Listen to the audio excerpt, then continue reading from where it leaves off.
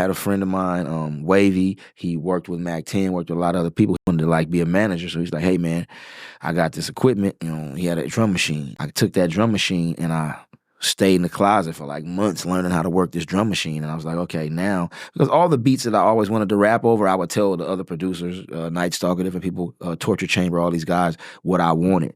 But once I got my hands on the drum machine, that was the transition. I'm like, hey, I know what I want. Now let me see if I can articulate it with this machine.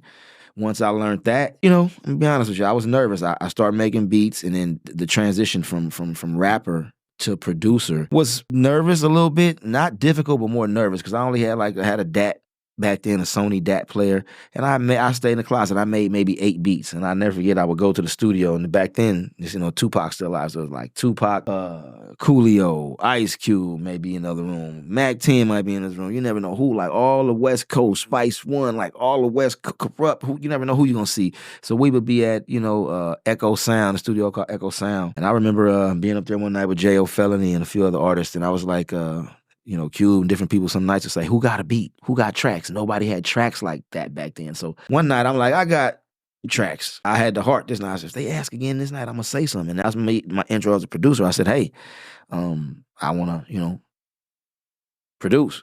Caviar, you rap. You know, Caviar, you ain't got no beats. And I remember like Gangsters from the Comrades, MC8, there was a lot of people there. I push play, man. Boom. I push play. And to this day, it was a beat called Till I Died. I remember everybody around the room looking like, yo, bobbing their head. And I'm like, yo, they like my shit.